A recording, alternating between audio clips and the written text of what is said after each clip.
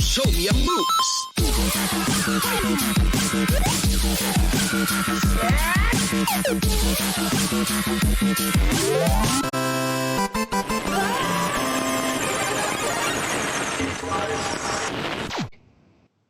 Wait, what?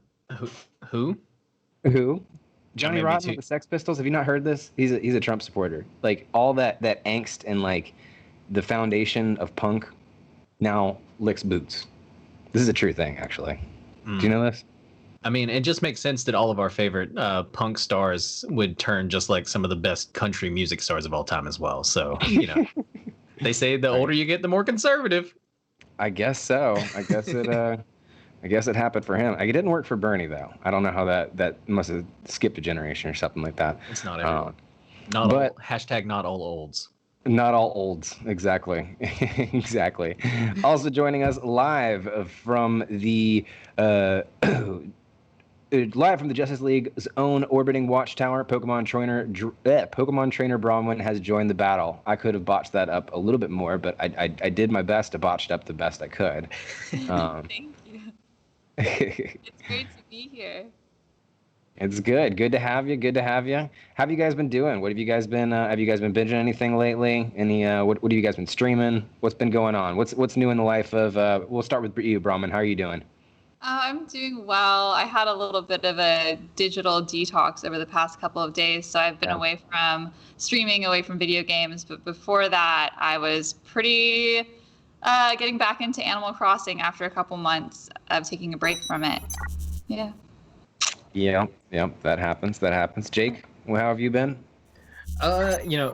Sports go sports, dude. Yeah. Madden 21, I think it is, which is, that's what's going on. The essential repeat that we get every year. But as a sports fan, I just actually got early access to it. So I've been playing through that a little bit.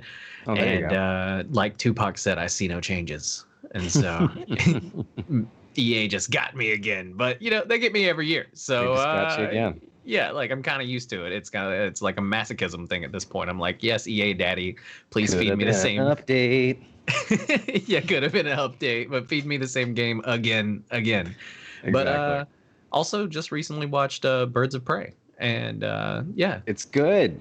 Good. You're talking about the Harley the movie, right? Yeah.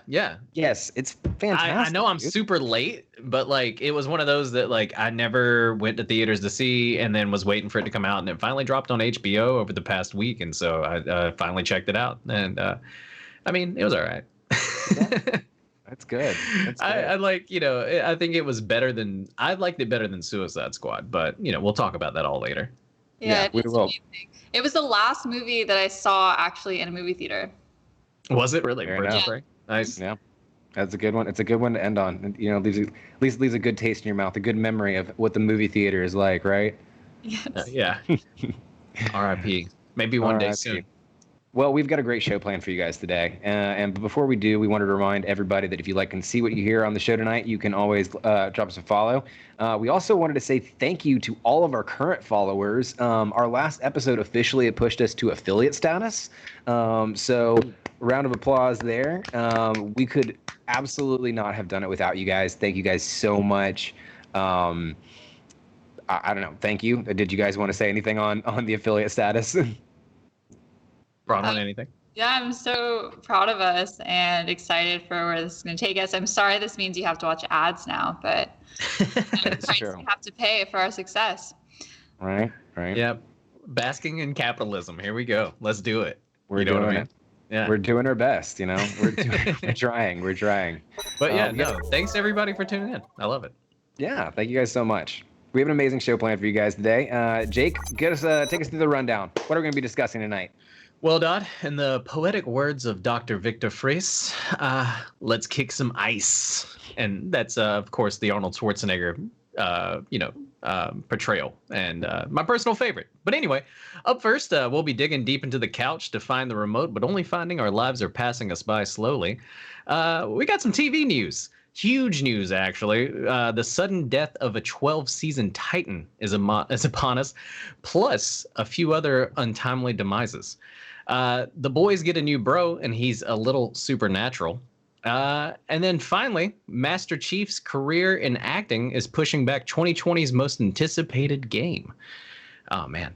So that wraps it up at the TV section. And then we'll be sitting 6 feet apart and paying $20 for popcorn because it's time for some movie news. Speaking of COVID regulations, actors are now essential workers. So that's awesome. Thing. Not only is Batfleck back in the house, but Micheal Keaton has his heels click-clacking about as well.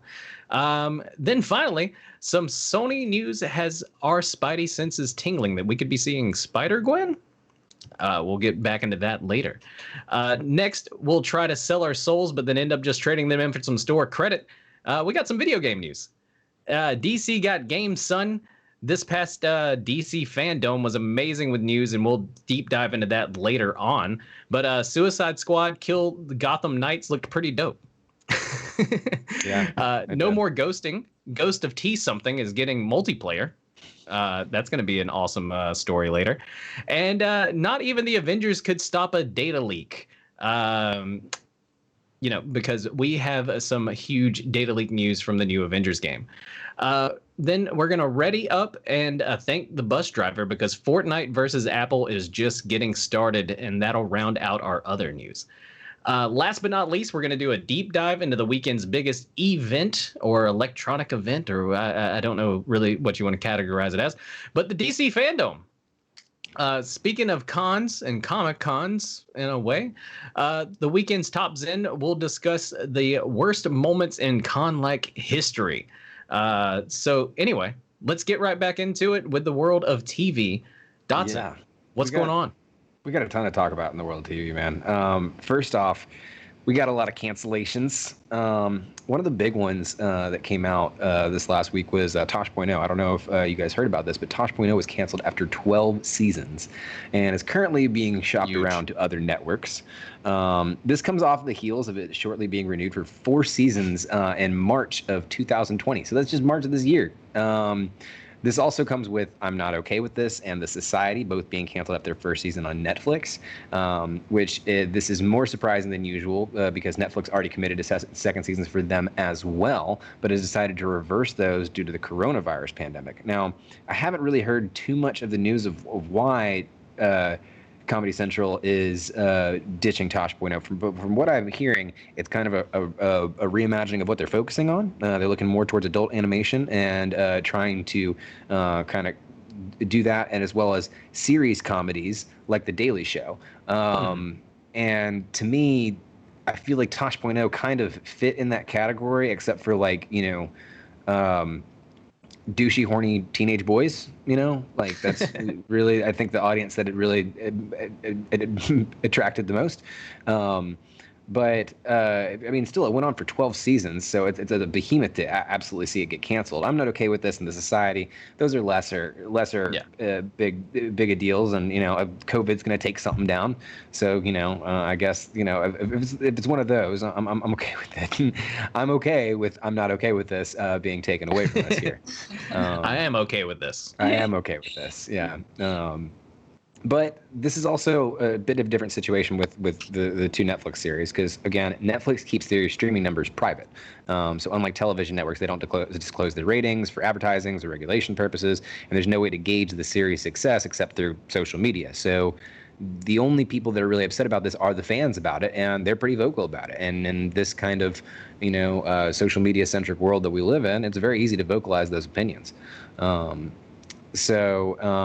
this Netflix has done a series of this. I mean, this is coming off the heels of Chilling Us Adventures of Sabrina, Lost in Space, The Patriot Act, and V Wars. So a lot of cancellations here. Honestly, Jake, do you think any of these are going to be missed?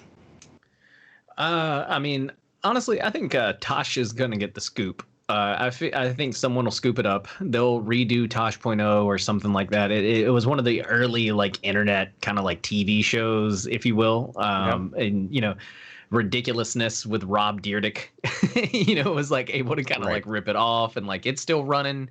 But there's a lot of people. Some people hate Tosh. Like you said, it does have a very powerful audience. It was pulling some pretty awesome numbers at Comedy Central. I think they finally just decided to part ways because 12 seasons, man. Like, come on, like go off into that sunset. And like, how long can you watch Daniel Tosh make little jokes about internet videos that are like weeks late already? Right. But you know, who knows? Maybe it'll get picked up by something. But I never really heard of I'm Not Okay with This or The Society, so I'm not going to cry too much about those. I'm gonna 100% gonna miss Sabrina. That was a huge one that we watched over here. You know, the Patriot Act, not as much, but like I watched some episodes of the Patriot Act, man. I think Patriot Act was a pretty solid thing. I will say that I did fall off of it towards the tail end, and then it's like, oh, it got canceled. Ooh, I was one of the people that did that. No, they haven't really. You know, Netflix hasn't really been able to do a great job at keeping a late night or a talk show going. You know, and so it's weird that their most popular one they would go ahead and can it. So because I've watched a couple of the YouTube clips and everything, but really gonna miss Sabrina. That is definitely a big one, a big stake to the heart. But speaking of witchy women, Braun, someone supernatural's coming to The Boys. What do you have about that? Yeah, tell us about that. Supernatural's Jensen Ackles joins The Boys season 3 as Soldier Boy. Soldier Boy in this universe is the very first superhero, emerging during World War II as the first celebrity, the first super celebrity in this world. Now that story sounds a little familiar, doesn't it? Yeah. Well, in this show's typical fashion, their portrayal of this Captain America-like character subverts from the typical ethos. Soldier Boy is a bumbling fool, the butt of every joke, both hero and villain alike. And fellow Supernatural cast member and his TV dad on the show, Jeffrey Dean Morgan, is also joining the cast of The Boys, unsure of what his role in the show will be. But we got another announcement that Sean Ashmore, who plays Bobby Drake or Iceman in the X-Men universe, is coming on the show to portray Lamplighter, the original member of the Seven who mysteriously disappeared. What do you guys think of those casting choices? This is a dynamite cast. I mean, you got Jeffrey Dean Morgan. You've got Iceman playing Lamplighter. I mean, I remember. I'll have to rewatch season 1 a little bit before this new season comes out. But it really, I remember the Lamplighter story coming to mind a lot, and having Jason Ackles playing a douchey Captain America, if you will. Is going to be awesome. I mean, I think that's a great role for him to play. I'm super excited to see what this has to offer. And The Boys season 1 was fantastic. Oh, well, this is joining season 3, so we're not even going to see this season, this next season coming up. This is going to be the next the ongoing season. The already greenlit 3rd season. Yeah. Gosh. Okay. This is way out in the future. There. Okay. Well, way out in the future, I will be super excited for this. Yeah, right now I'm moderately excited for it. There's still stuff to get excited about in the near future because season 2 is coming soon. That's true. Yeah, it's premiering on September 4th. They're going to release the first 3 episodes on September 4th, and then every consecutive Friday after that, they'll release another. So it will premiere in early October. Well, that's badass. I'm watching all 3 day 1. Right, all three, and then you have to wait and wait and wait and wait. Exactly. Yeah. It's an interesting release strategy. What was that? Oh, I think it's an interesting release strategy. I think it is too. And I mean, they just got an amazing cast here. And I'm super excited to see what they come up with. I enjoyed the first season, and I'm glad that it's already greenlit to season 3. But that's going to be a pretty long wait, a pretty long delay, if you will. And speaking of delays, we all know we've talked about the Halo game getting delayed, but we've kind of might have come into some of the reasons why that is. Jake, you know a little bit more about this story. Tell us a little bit about some possible rumors about the Halo delay that may explain why it's being talked about in the TV section. Yeah, no, it's very bizarre, but you know, in case you missed our last show and haven't been on the internet recently, Halo Infinite was delayed until 2021. But if a new report is to be believed, the delay was at least part in thanks to an upcoming Showtime television series. One insider stated that production of the Halo TV series for Showtime has been a significant distraction for 343 management, and the show oftentimes took priority instead of focusing on the game's development. Halo Infinite is now set to release in 2021. As for when exactly that might be, it's really anyone's guess at this point. The Xbox Series X itself is still set to launch in November of 2020 this year. The Halo television series previously had been, we had previously expected it to release in a window of 2021.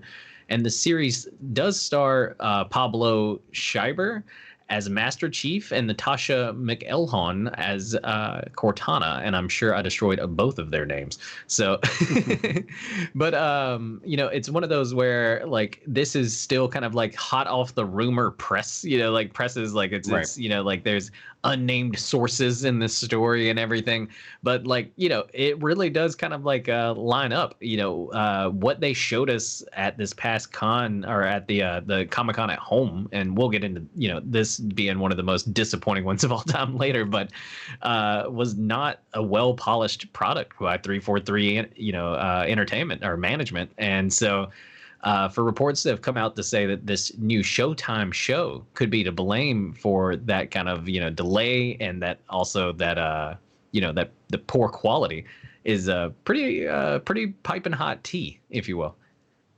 Yeah, dude. I mean, I would be pretty pissed if I was an Xbox fan. And getting crappy looking Craig pushed out on us because they wanted to push out a TV show and cash in another check.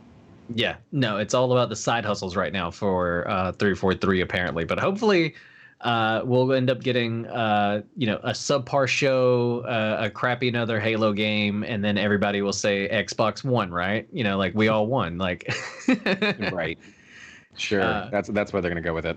But then in other great transitions, speaking of delays, Dotson, we've got some awesome movie news, and it sounds like Hollywood beat COVID. Yeah, it is. So that now that schools are open, we can start filming shit, right? Right? Warner Brothers is looking to resume production on Fantastic Beasts 3 and in the UK in September. And it's also looking to Warner Brothers is also looking to resume filming in September for the new Batman movie, which we saw a lot of, and we're going to go into a lot more detail when we go into the deep dive about DC fandom.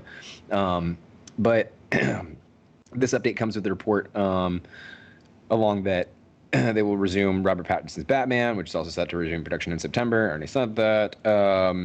Now, here's the interesting thing. Warner Brothers has already been trying this, okay? Warner Brothers was in our little school metaphor, they were a elementary school in Republican County, right? They were the that was what Jurassic World was. They were testing the waters and trying to see where you could and couldn't do in the COVID world.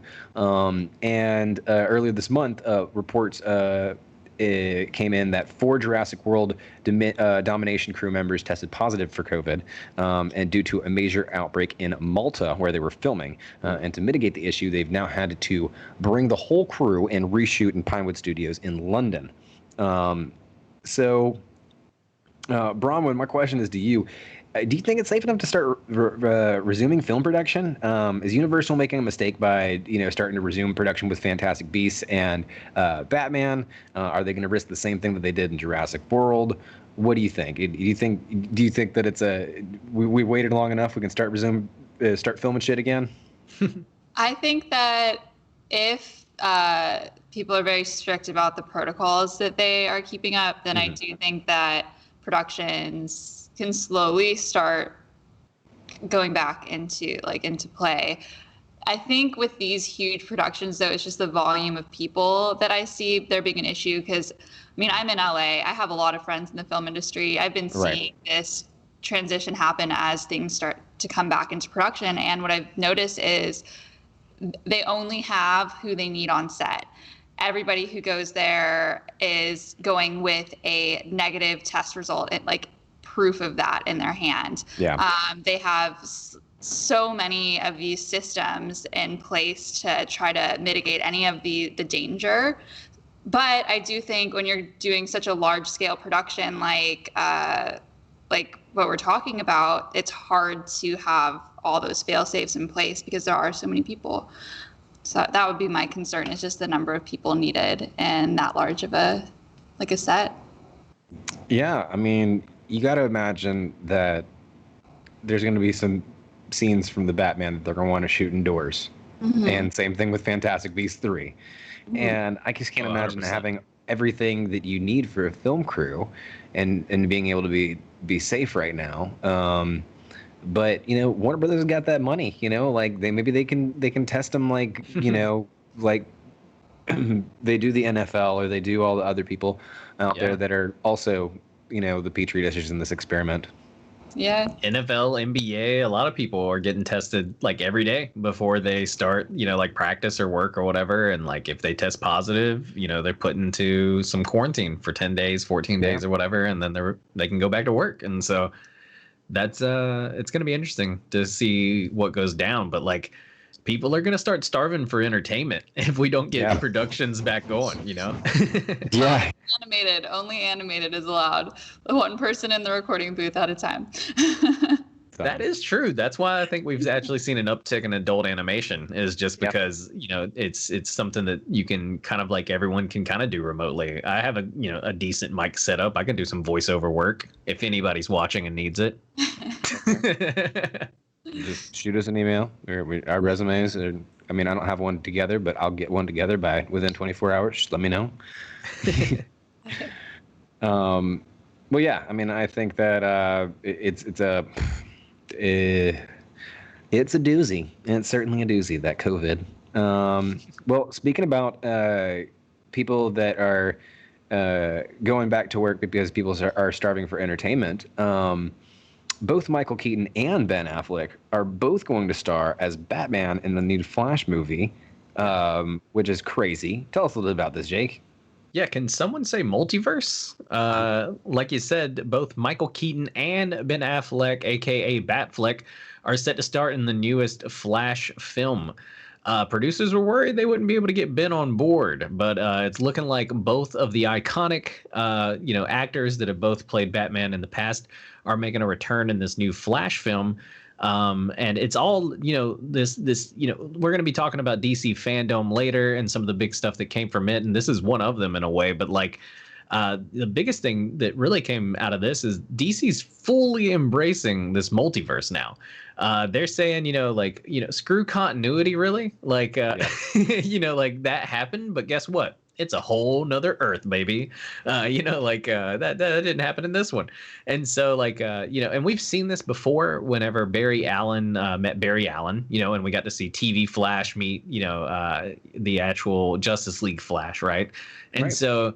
And then we also saw Flash meeting Thomas Wayne, Batman, and Flashpoint, right? And so it's one of those things where the DC, multiverse is in full effect, and I think we're gonna get that Flashpoint film, that everybody's been super excited about. Yeah, that's what I want to hear. And, I mean, that's the best way, in my opinion, to reboot the DC universe.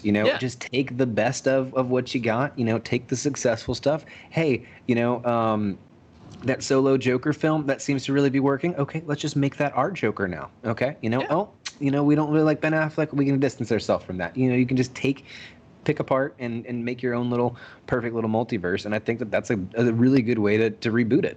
And one of the funniest ways that they did it was a funny example anyway was a Batman Beyond sketch that they played at FanDome that had them both watching old school Adam West. And it had Terry of Batman Beyond, which is in like the deep year 2020 whatever, being like, is the eyebrows sewed onto the suit? And he's like, that's not me, that's a different Batman. And so but what do you guys think this means for the future of DC? Dotson, I'll start with you. What are you feeling? I mean, I think I said it earlier. I think that if they lean in towards the Flashpoint aspect, that this is a really great way for them to reboot their universe. And it's a really good way for them to say, hey, Ben Affleck, you don't want to be Batman anymore? That's great. Robert Pattinson's looking really, really good. We might make him our Justice League Batman. And you can be a, fallen martyr of the multiverse. And I think that's a great way to do it. I mean, I think it worked well when X-Men did a similar thing with Days of Future Past, with that soft reboot. And I think that it's a great way to keep some of the existing properties that are working well in the DC universe, like Aquaman, like Wonder Woman, like maybe Suicide Squad 2. Yeah. You know, you never know. So that's what I think. Brahma, what do you think? So I think that it just gives space for the actors who are taking on these characters to really portray them the way that they like in an almost different way, because you're not trying to just fill the shoes of the next person. You are creating this kind of new persona, and I feel like having them, especially alongside each other, really show the depth of their individual portrayals of this character, and I think that's really cool to have that contrast. I agree. 100%. 100%. All right. Speaking of 100%, Olivia Wilde has been rumored to be directing the new Marvel movie, for the Sony's Spider-Verse. Brahman, you know a lot more about this than I do, though. Tell me a little bit about this. What's going on with Olivia Wilde here? Yeah, well, so she is directing a new movie that's going to be focusing on female superheroes within the Marvel Universe. There's no confirmation on the subject of this film, but she tweeted out an emoji of a spider, so we all can guess where that is going. Spider-Woman at the front line, or perhaps Spider-Gwen or Jessica Drew. Who do you think is going to be? I mean, with the Spider logo out there and Spider-Gwen's popularity on the rise, and Sony just wanted to try to milk that Spider-Man money, which they have the right to, I think Spider-Gwen is probably the more likely. That's what I'm thinking too. That's where I would be leaning. Jake, what do you think? Yeah, I think we're all unanimous here that I'm leaning towards Spider-Gwen. Mm-hmm. And Spider-Gwen was so great to see in the new Spider-Verse movies that came out, or a movie that came out, and now there's going to be a sequel about it. And so I would love to see her get her own like a standalone film. And so I think Olivia Wilde could really bring that to life. And so it would be it's Spider-Gwen for me as well. I think so, man. I think so. Yeah, so also in other news that we have, Batman. This actually just came out today. Comes out after FanDome, which is going to be weird because we're talking about a DC animated film here. You'd think that something like this they would have thrown in with FanDome, but today DC just released that a 2-part Batman: The Long Halloween animated movie has been confirmed.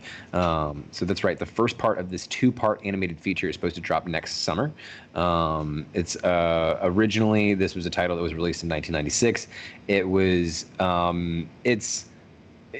I've seen, I think, I don't know which part of the Long Halloween series I did read, but I did read one part of the series, and I will say it is one of the most unique storytelling wise, and it is one of the most unique illustrative wise. And I'm super stoked to see how this gets brought to life as an animated flick. Jake, I know you're a super big Batman fan. How much do you know about The Long Halloween, and what do you think about this news?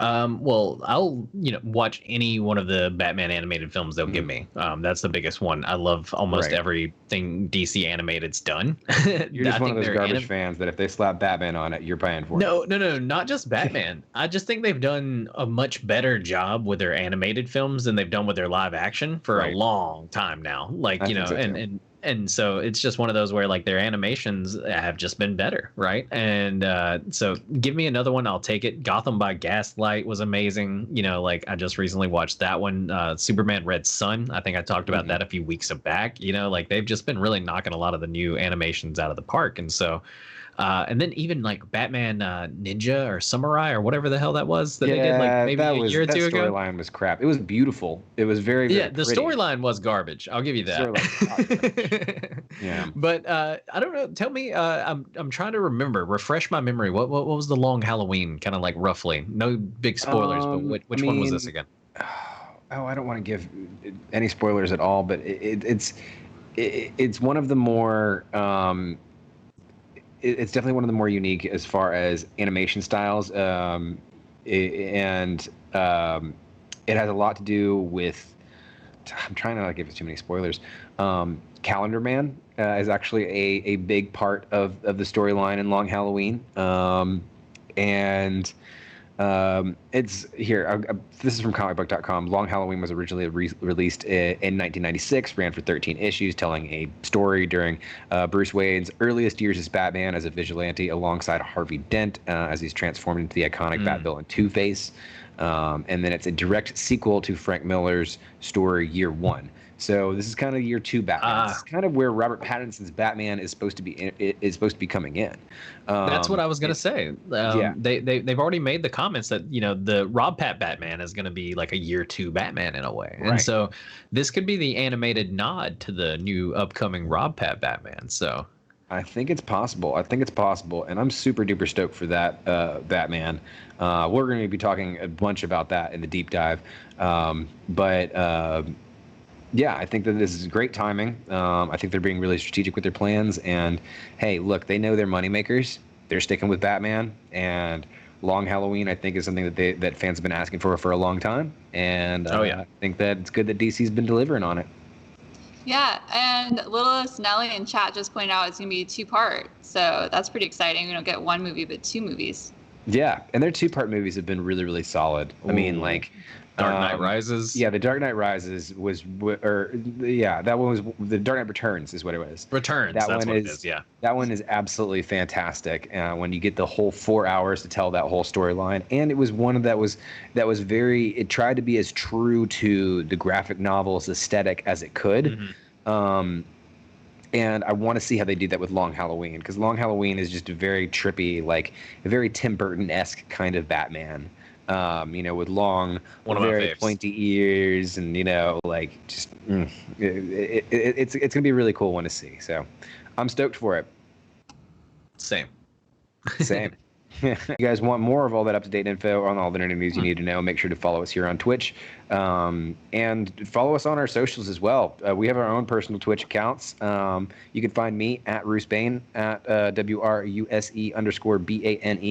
Brahman, where can they find you? You can find me on Twitch at Space Nymph, as well as on Instagram under the same name. And Jake? Oh yeah, I'm right over here, I think. Or wait. Oh, there we go. There you go. At Gonzo Gone Live on both Twitch and Twitter, so you can follow me there. Awesome. Okay, cool. So with that, we're going to kick it off to a break, and we'll see you guys in a solid 5 minutes with some more video game news. And welcome back, you bunch of fucking nerds. We're here to talk about what's going on in the world of video games. And there's been a lot, and there's no way we can get through this countdown without talking about something that happened in DC fandom. We wanted to save as much of it for the deep dive, but it just kind of leaked out all over the place. And this is one of those stories, which is Warner Brothers has been teasing all week about a Court of Owls game, right? Warner Brothers has been hinting at this big reveal at DC fandom. Has released a series of cryptic messages throughout the week for fans to decode off of a site that was called Redacted, had all these weird numbers and stuff on it. And this is not Rocksteady, okay? This is Warner Brothers Montreal, right? Rocksteady's announced that they're working on the Suicide Squad game. Warner Brothers Montreal is working on something different. So we, from these clues, just to give you the kind of the Reader's Digest, the TLDR, if you will, of all these clues, we found out that there's going to be Batgirl in the thing. We found out the Court of Owls is going to be the villain, that Two-Face is confirmed for the story, and the possibility of vehicles was confirmed through these hints. Now, we know, because of DC fandom, that a lot of these things have been confirmed. I mean, we haven't seen Two-Face exactly in there quite yet, but through the hints, we can probably tell that that's something that's coming along. But we know Batgirl's in there. We know Court of Owls is the enemy. We know that you have vehicles. I mean, it's been crazy all week because it's just been driving everybody crazy to see what's coming up there. It's great promotion. I know that the Arkham community was just ablaze about this whole thing. And this, of course, was a tease for the game that they released at FanDome, which was Gotham Knights, which is the new game that Warner Brothers Montreal will be working on, which will not be a part of the Arkham series, even though, despite its being set after Batman's death, which is, like, spoiler alert, the end of Arkham Knight. Plus the newly announced Suicide Squad game, which we'll talk about a little bit later, Suicide Squad Kills the Justice League, makes an all-star lineup for these squad-style DC games. Now, we're going to talk more about Gotham Knights in DC fandom, but just as far as the promotional aspect of this, Brahman, what are you most excited to try out in Gotham Knights? You've got Batgirl, Robin, Nightwing, Red Hood are at least the confirmed characters that we have in there. Possibility of Catwoman, possibility of other characters as well. Anything you're particularly excited about? Well, yeah, I'm really excited to play as Batgirl. Also, I like the co-op styles are becoming just so popular right now because we can't really hang out with as many people as we used to. So this might be a fun way to be able to hang out with your friends and to co-op with them, and just really excited for that aspect of it, like the social side. Yeah, and kick ass as the Gotham family. Like, that's pretty fun, you know? Oh, yeah. Brahman's on PS4, right? Yes, I am. Yeah. All right. So look, we're gonna play this together, and we're gonna stream it, and we're gonna have a lot of fun. Okay. And I get to play as Red Hood, who's my favorite character of all time, and absolutely loving that he's gonna be in here. It's gonna be weird that he's not gonna be the Arkham Knight one. I mean, especially with how they set up the whole thing, with it being right after Batman's death. You know, it's definitely going to be a bit of a transition, but I'm okay with it. Multiverse. Probably, you know, at the end of the day, it probably kind of makes things a little bit cleaner. You know, the Arkham Knight version of Jason Todd was still a bit of an emotional mess and hadn't kind of figured things out yet. Maybe you can make a more emotionally stable Jason Todd in this little universe. A still shooty kill guy, but not as bad, you know. Right. Not as raging daddy issues. Yeah. I mean, if you're one of the Robins, you have daddy issues, but let's just be honest. All right, weird transition here. Speaking of co-op multiplayer games, though, Ghost of Tsushima is getting a co-op multiplayer mode. Brahman, you have a little bit more about that. Tell us a little bit about that. Yes, so this co-op mode, the release they're calling Legends, is set to come out later this year. Instead of playing as Jin, this multiplayer allows you and your fellow players to embody a team of warriors. A samurai, an assassin, a hunter, and a ronin all have their own unique abilities and fighting styles. By pulling from Japanese folklore and mythos, the world building and enemies in Legends will be far more fantastical than that of Ghost of Tsushima. This release is also free, so it'll be something that everyone can access with the game. Dotson, how do you feel about this? Because you've been playing it the most out of any of us. I mean, I'm stoked to see it, but I don't have any friends that are playing this. So, hey, you might want to get Ghost of Tsushima too. Yeah. Possible streams coming out soon. Yeah, I mean, it's a fun game. It's always been a fun one-player game. It's a beautiful game. I think that my biggest takes from Ghost of Tsushima was that there's a learning curve at the beginning. Once you get past the learning curve, it's pretty easy to play. But there's that learning curve, and after that, and it's not an Assassin's Creed, you know, hack 'em and slash 'em kind of thing. Like it's not your cookie cutter kind of Arkham style game where, you know, you're just pressing square for your main attack, and then, you know, anyways. It's not one of those kind of games. Yeah. You do have to have some strategies, and it's just fucking gorgeous. Like it sounds super fun. Yeah, I bet it is. Yeah. That's what I was excited. I bet it's super fun. I bet it's a real good time. It is. For everybody with PlayStation. Everybody but you. For everybody with a PlayStation, I bet it's just a lot of fun. Well, I was excited because I've seen Dotson play on your stream, and I think the game is so beautiful. It is. As is, and they're gonna just make it even more surreal and even more mythical and like fantastic. It just really excites me about the co-op, just having it. it was I a very live realistic vicariously game. through you, Dotson. I Yeah, live exactly. vicariously whenever you stream it, so I'm excited to see you stream this multiplayer whenever it comes out because this game it's gorgeous, and I'm jealous that I don't get to play Yeah, it. the game kind of teetered on like trying to be super realistic, but it's very very spiritual. Like it tried to be very like you try to honor like the old samurai kind of past and everything. But it never really dabbled into like okay, but like now you got like spirit world powers or like no, now you're the avatar. Like no, none of that kind of stuff. And it seems like they're kind of pulling in these elements now, and I think that that's going to be just really a lot of fun to pull in there. Put a little bit of surreal into the realistic nature of the game. Mhm. Yeah, give me more of that. Very Hands down. Assassin's Creedy. Speaking of things I want more of, though, there's some unannounced characters that have been found in a recent data mine for Marvel Avengers. Jake, you've got the Yes. details on this story. Tell us a little bit about this. All the dirty deets, Dodd. All the dirty deeds. Marvel's Avengers, we found out there are 15 unannounced characters reportedly found in a huge data mine. Obviously the beta's out for people with PlayStations. Again, Jesus Christ, why does the world like PlayStation so much? Get off Sony's dick. Unannounced characters have reportedly been data mined from the Marvel's Avengers beta. With the game's beta now in the wild, it didn't take long for data miners to begin pulling it apart. And looking for hints as to what's in the game's future. What they have found so far, basically unannounced playable characters within the game's code. So far, we have Ant-Man, the Wasp, Vision, Black Panther, Doctor Strange, Falcon, Marvel, Mockingbird, Quake, Winter Soldier, Scarlet Witch, Captain Marvel, Kate Bishop, She-Hulk, War Machine. And that are the top 15 that have been data mined. And Dodd, I know you've been playing some of the beta, and Yeah. I was able to tune in earlier whenever you were playing it with your brother and talking some shit. But are any of these characters particularly sticking out to you? Anybody that you're super stoked for?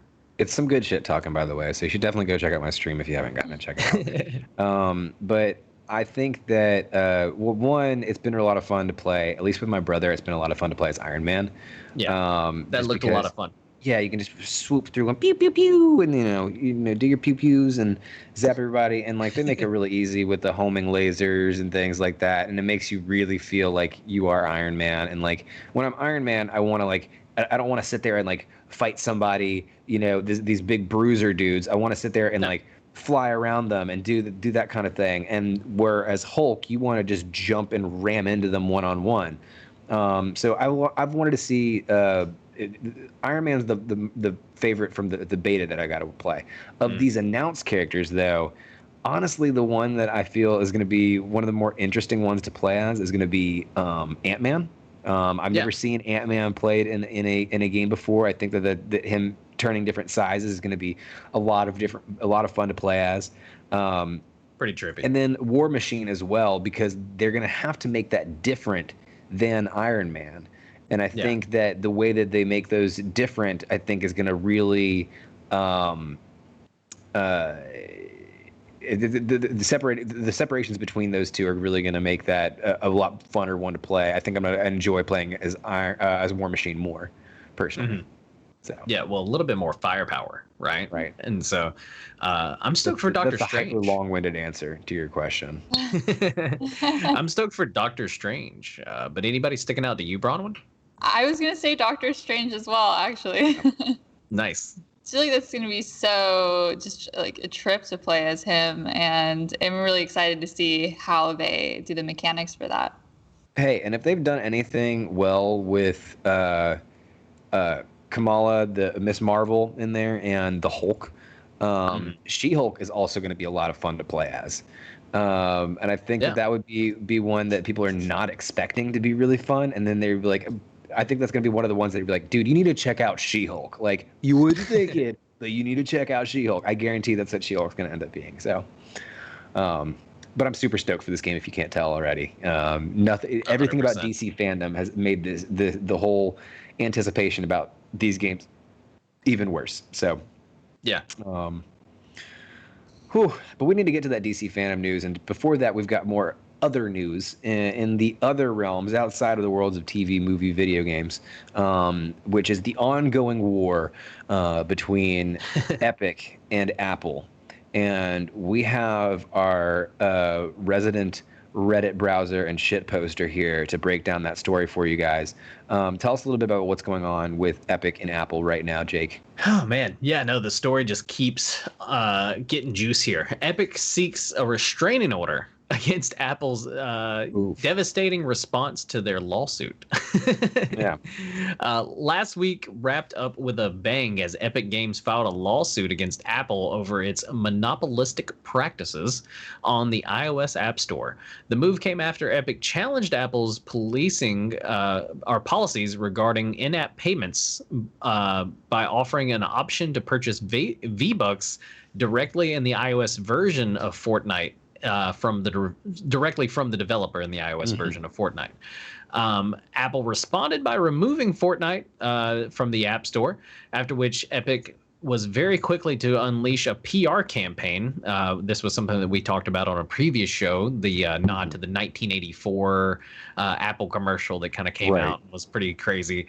But the risky part of picking a fight is that sometimes you'll get it. And that brings us to today. Epic has filed a motion seeking a temporary restraining order against Apple after the tech company informed it that as a result of its violation of the Apple Developer Program licensing agreement, all of Epic's developer accounts and access to iOS and Mac development tools will be terminated on August 28th. And so this is just the back and forth has continued. Fortnite suing Apple. Apple essentially responded by saying, okay, well, guess what? We're going to pull all of your stuff, and you're no longer going to be able to use Mac or iOS or anything like that. To which Fortnite said, no, we're going to put a restraining order against you. The restraining order, it sounds like a bad breakup at this point. Yeah, no, it's what does the like restraining order do? dirty... But this is a restraining order. This is not a restraining order necessarily for no Epic people can get within the space of Apple. It's more of they're restrained from doing. What is it exactly? Can you go through that? Explain it to me like I'm 8.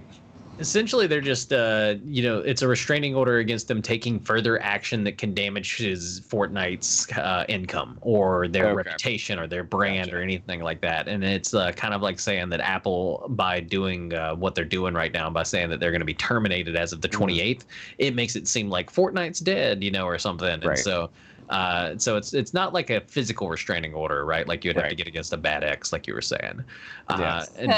And I know you're not a big Fortnite guy, but you do hate capitalism. I do hate capitalism. And so how do you feel about these two mega corporations going head to head? Let them fight. I couldn't care. It's one thing when it's the little guy taking on a big corporation, but this is Fortnite, okay, taking on Apple. Yeah. Now, Fortnite, Apple is the $1 trillion elephant in the room, but Fortnite is a $1 billion elephant in the room too. So and these are probably both companies that have thrived in the post-COVID culture and made out like absolute bandits. So, I look at it as pandemic pirates, baby. Yeah, I look at it as just if. I don't know. I could care less about the Fortnite community. I'm sorry. I know there's plenty of Fortnite people out there, and that's not true. I do care about the Fortnite community. They're gonna floss dance out of our subscriptions. I do care about the Fortnite community. They deserve a good game, but I don't personally care about the game. Like I don't play the game. It's really what I'm saying. But seeing them lose off the App Store, I don't know. I couldn't. It's hard for me to really pick a side here. It's both of them kind of deserve to duke it out, and so I do take kind of like the Godzilla stance of just let them fight and then go at it. Yeah. So that's how I feel about that. I think that I don't know. I don't know what's going to get them out of it. Maybe if they mix things up, shuffle, if you will. Speaking of shuffling and terrible transitions, Netflix has added a shuffle button because I'm tired of picking what to watch, and I know I need help, and I need help telling the rest of the story. Bronwyn, can you help me out with the rest of the story? Of course I can, Dodd. Have you guys noticed a mysterious shuffle button appear underneath your Netflix profile? This Haven't yet. feature, yeah, some people have it. This feature, which leaves your TV viewing up to a game of chance, is currently going through trials. Some people are experiencing this, and some people are not. You can save endless scrolling time going through titles, and just let Netflix choose what you watch. Pending the reactions from this tester audience, they will decide whether or not to make this function widely available. Do you think they're going to use this to put their productions on the forefront of people's watch list? Ooh. Whew. That's a tough question. I don't know. I think that it's not outside the realm of possibility to have like, oh, you don't know what to watch right now? How about another Netflix special? Yeah. I think that that's possible. But I think that it would be easy to catch on to, and it would be easy for people to post about it on social media and start complaining about it if they did. So if that's the case, I don't know. I think we'll have to wait and see as it goes through more trials if people do that or not. I don't think feel like Netflix is leaning 50-50. Like, I feel like it has so much original content at this point that it's just like, if you put on a shuffle, there's probably a 50-50 shot it's a Netflix original. I really just I would have to see how good the algorithm is, what's it shuffling for me, right? Like because I have a weird range of like very trippy like stoner movies, and then the Great British Baking Show. And so there's a good mix there. Yeah. Exactly. I mean, they've been doing a lot of different stuff to make sure that you can digest content in different ways and even at different speeds too. Yeah, they're adding a faster playback speed, or not just faster and slower. They're allowing you to choose what your playback speed is. So you can be in charge of how fast or slow you consume your content. They're bringing it to phones and tablets only to start with. And this existed on other platforms, but after they announced the test of this last year, Netflix received a lot of backlash from different people in the artistic communities, such as Aaron Paul, Judd Apatow, Brad Bird. They all spoke out against this. Apatow put it that distributors don't get to change the way content is presented. In an effort to remedy these concerns, Netflix is putting a speed cap on their playback as well as auto-correcting pitch. Netflix VP of Production Innovation, Keela Robinson, says that they decided to move forward with this feature after the backlash because it both allows for flexibility in viewing and can be a resource for people who are difficult of hearing. Jake, what side do you fall on? Do you think creators should have full control over how their artistic vision is consumed, or should the viewer get to decide for themselves? Yeah, I mean, it's a tough one because like I would say I typically tend to agree with the creatives and say like, oh, that's the way the movie was meant to be seen. They shouldn't be able to fast forward and make like somebody's kind of like say their lines way quicker. They can miss certain things like anticipation or buildup or certain things that the director kind of like put in there. And so there is that, but then, also if someone has a disability and it helps them kind of be able to view the movie, that's a kind of a different thing there. And then I feel like, if folks who are hard of hearing or whatever, like, can't, do the closed captioning and need to kind of like slow down, or maybe some people need to speed up kind of the language or whatever, to better comprehend it. I have no idea. I feel like we should be able to, or they should be able to do it, but at the same time, I kind of see where both sides are falling on this one, and I see why Netflix would kind of choose to go, you know what, screw it, we'll allow it. It's not like Judd Apatow is going to be like, I'm pulling my films, like, because he's not, he just kind of wanted his piece to be heard, which is understandable. He's a creative and a rich and very successful one at that. So it's like they always love to be heard, and so. But no, I think either way, it's it doesn't really affect it too much for me. Well, I think the point of being able to control how you digest the content is pretty important, because like like I think of the best moments in Breaking Bad, you know, like there's these big long dramatic pauses beforehand. Yeah. And, you know, like I am the one who knocks, you know, all that kind of stuff. And like there's a buildup of emotion that you have each time. And so I think that does that should go into account when you're creating these kind of features that kind of speed up the play. And I know that if it helps some people, then it should be there. Like if it's for an accessibility purpose, it should absolutely be there. But if it's for just trying to speed up the amount of content people are viewing and making sure that they can view more content, I think that's greedy and taking more away from the artist than anyone else. Yeah. And maybe it will even impact, like if people keep doing that, it could impact the pacing of films in the future, how people structure things to try to like cater to that sense of speed and just like wanting content as quickly as possible. Or maybe people can have the option to do this, but I'm not going to listen to your opinion on something, like, because like, don't tell me what you have to say because you didn't actually experience this, but I'm glad you got to take it in the way you wanted to, but don't have an opinion. Exactly. Exactly. All right. Well, with that, we're going to take a short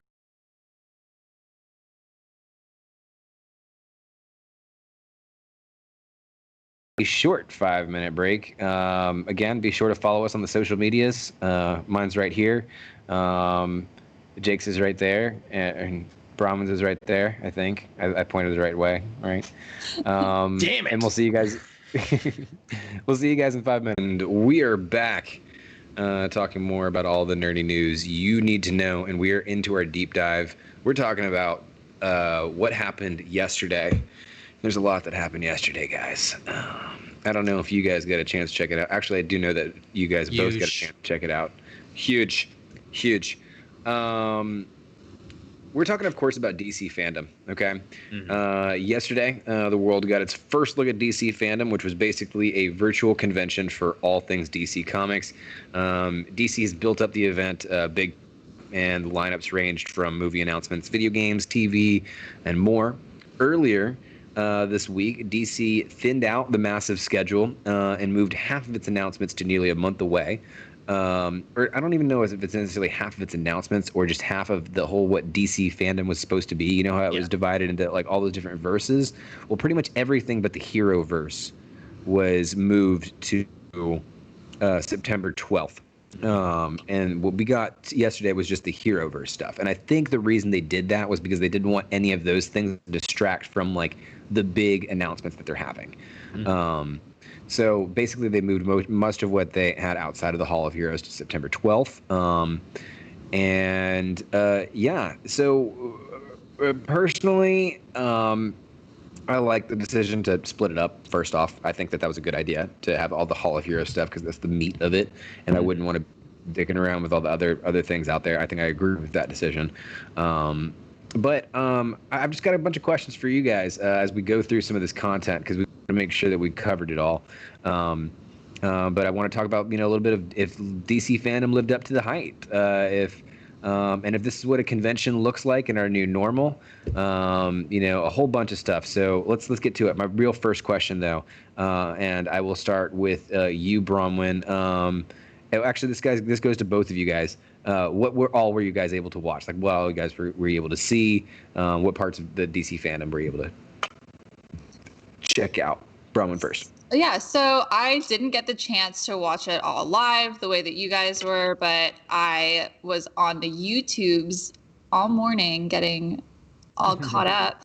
So I watched a lot of like the highlight stuff just because it was sort of like near the top of the view. So I watched the Snyder Cut preview. I watched that interview. I watched most of the trailers that I was excited for being released. I watched those, like Wonder Woman,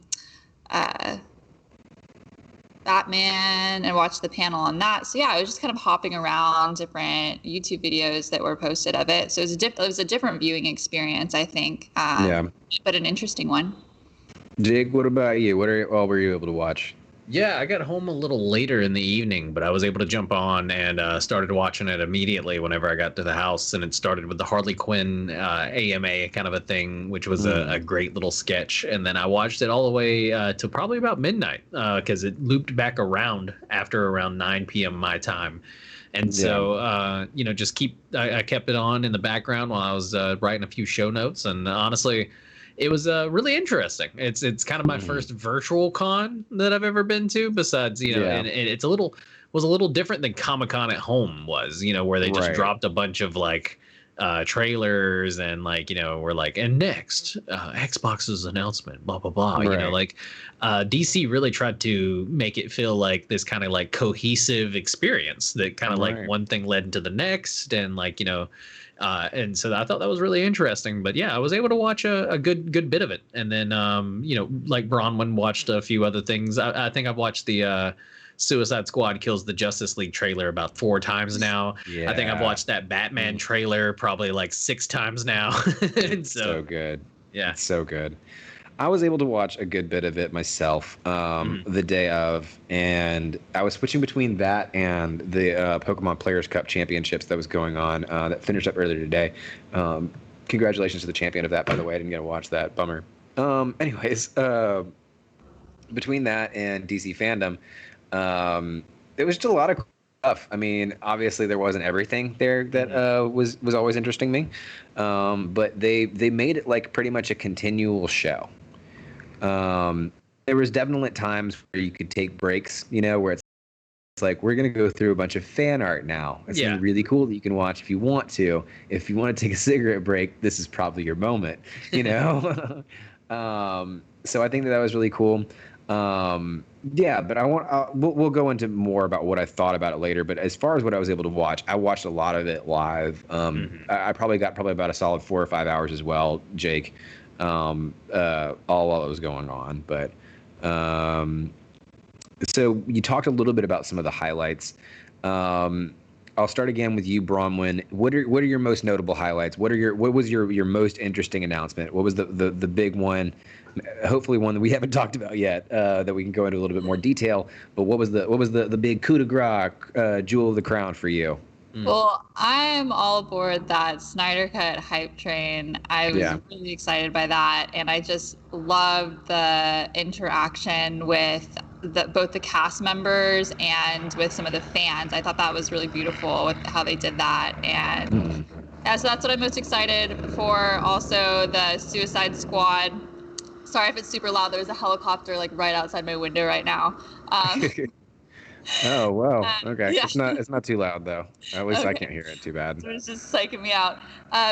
So excited for that Suicide Squad, the movie that's coming out with the jam-packed cast. Oh my gosh, how many people did they fit in that movie, and how many people will they kill in that movie? Yeah, they're gonna kill them all pretty quick.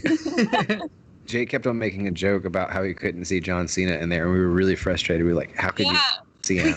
It's very obvious. Because he wasn't on the panel. They had a box there, but he wasn't in it. I thought it was very bizarre.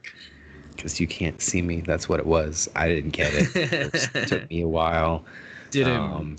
But anyways, yes, douchey Captain America, played by John Cena. I'm super psyched to see that. Nathan Fillion. I mean, like, one of the things that they didn't talk about in there is Taika Waititi is announced as a character in Starro the Conqueror.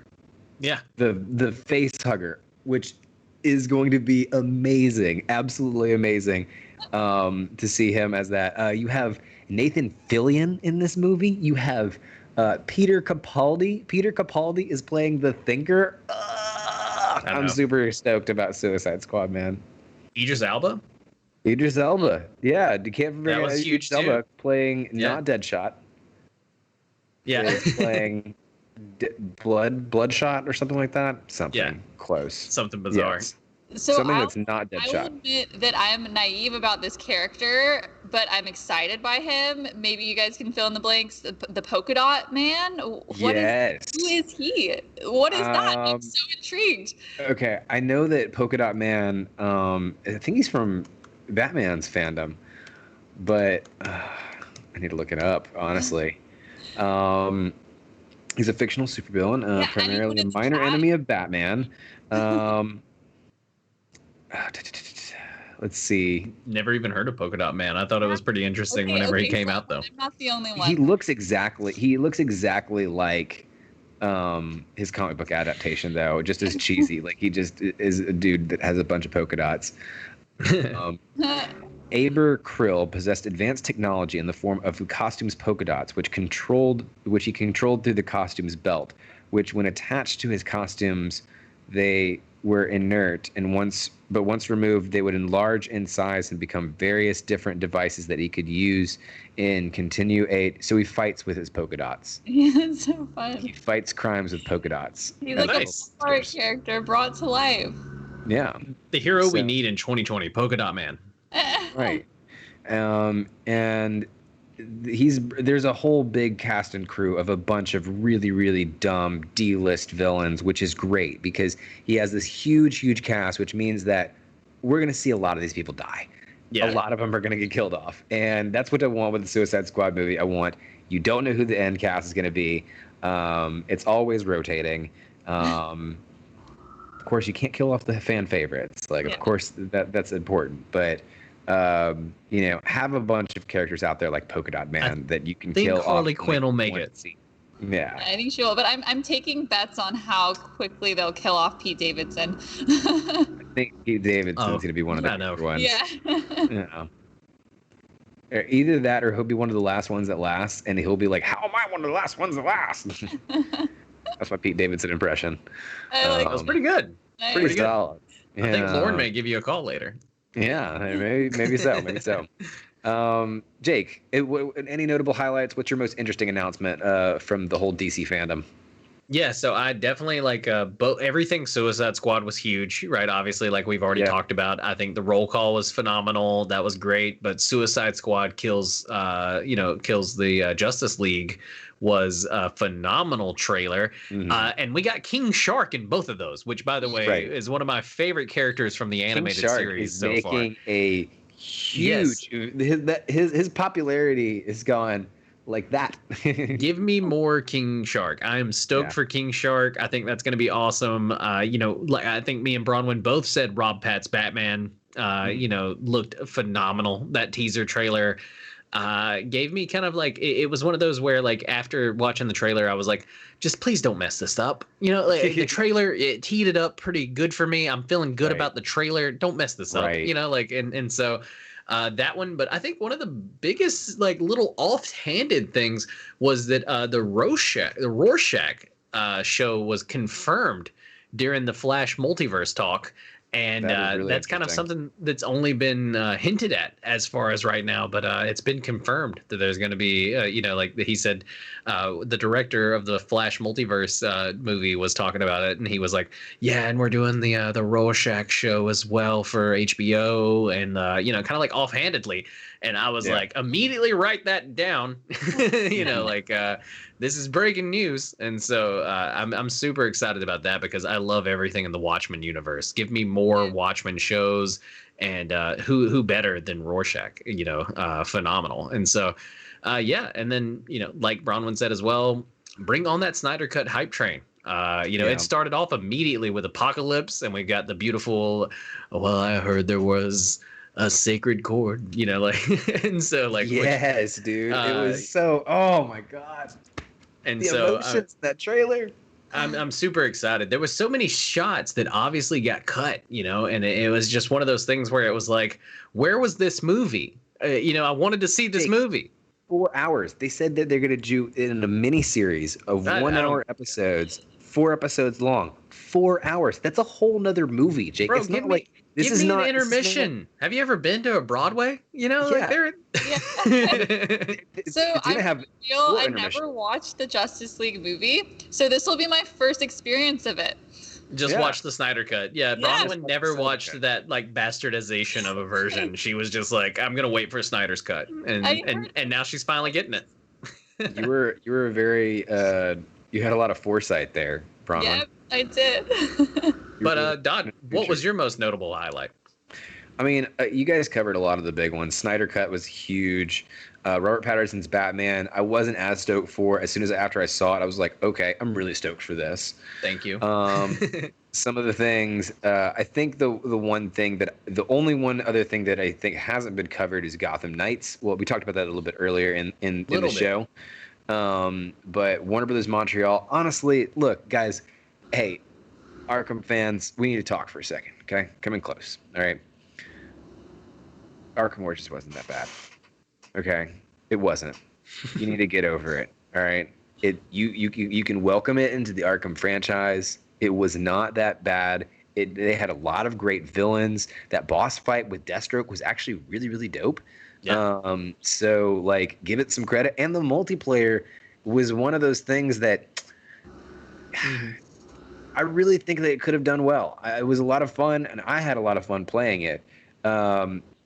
And I know that it was glitchy for some, but I really think that it had potential. With that said, honestly, like this game, Gotham Knights just checks a lot of good boxes for me. One, as much as I like Batman, Batman's my least favorite character in the whole Batman family. Okay. the Gotham family is just they're all the Robins having to live up to Batman is a cooler story to me than Batman. And Barbara Gordon's unique story, like wherever she is in her story, you talk about a really, really in-depth character that has a lot of different angles. I mean, like I would much rather play a story with Barbara Gordon than I would Batman. And same thing for all of the other Robins. And now you're going to throw in Court of Owls as the villain. Oh, yeah. Dude. I mean, like that's just checking a whole lot of boxes for me. And now you're going to tell me that we can play co-op together. Like, Bronwyn, we're going to take on Gotham Knights. We can take on Suicide Squad, and we can take on an Avengers. Give me more of these squad superhero. Give me more of these squad-based superhero games. I love it. It's awesome. Super stoked. Super duper stoked. So DC fandom was kind of like the virtual convention and kind of the replacement for what would have happened over a series of different conventions, I believe. But how does this compare to a real life convention? If as far as the experience itself, let's start with Jake. Let's start with you. How does this compare to a real life convention? Well, actually, breaking news, I've never been to one. Okay. Never went to Dragon Con, like never was able to make it out there to that one. Obviously Comic-Con has become exclusive over the years to where us plebes cannot go into it. Same with like E3 and a bunch of other like awesome gaming conventions, And so like I've never actually been able to go to one. But this was kind of the first one that I watched. I did kind of like dabble with Comic-Con at home this past year. And that was pretty cool. I've definitely like sat around and waited for E3 to kind of announce stuff, drop something on YouTube or whatever for me to be like, oh, did you see the new Halo trailer? And everything. But like this was kind of the first like virtual con I've ever been to where, like you said earlier, it kind of like flowed together. Like everything kind of felt like it was a predecessor of the last kind of like sketch or something. And it made all the news and the announcements and the trailers and everything feel like I was a member in an audience, like of an overall show. And so it was, I don't know how it compares to a live one because I've never been to one, but as one of my first, virtual events, it was a pretty solid experience overall. Well, since you've never been to a convention, if this counts as a convention, then this was your first convention. So in one way, it could have said, you could argue that it made it more accessible to you. Exactly. Yeah. Exactly. That's true. Yeah. What about you, Bronwyn? I know you've been to some conventions before. Have I? I don't know. You've been to maybe a few. No, I haven't. You haven't? I thought you had been to conventions before. Oh, my bad. I mean, maybe not anything like this. I'd have to really look back. But I didn't technically go to this convention because I wasn't on the site like you guys were watching it live. So I consumed it the way I have past conventions where you're like YouTubing, watching clips from it. Right. So I didn't really see the same maneuverability of their site, how things flowed, which I'd be curious to sort of see that. So did you have different options of where you could go throughout the convention, or did it all just flow together in one piece? Because if it did, I mean, it was literally like one stream screen. Like it had, okay. you had like a Twitter feed next to it that had, tweets that were going by, but like it was just one big screen that had like it was like a continual TV program show kind of thing.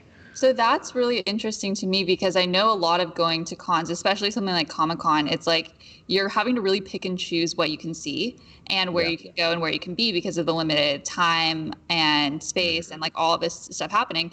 So everyone watching basically like had the same experience. They were able to see the same things, which I think is really cool. Also, in the videos that I did see, one thing that I noticed that was really interesting was the way they were able to use this digital technology to create these like larger than life stages, have like little bodies like standing on the stage next to each other, but they're not really standing on the stage next to each other. And I thought that was really cute. And like, oh wow, like the giant fandomes things. Yeah, I remember seeing this. Like you like do a lot with this that I guess you couldn't do in person. So I thought that was really cool. And just like you said, the accessibility of being able to attend it no matter where you are, what city you're in. Right. You could even like have it on the background. Like you don't have to be completely there 100%. You could be like cooking your dinner and like watching the convention happening. I think that's really cool. Yeah. I mean, I think that I've been to some conventions before. I've been to a few. And of course, it doesn't compare to being there live in person and seeing these things in person. Smelling the nerds, drinking with them, and having the fun times that you have at a convention. But it is pretty close to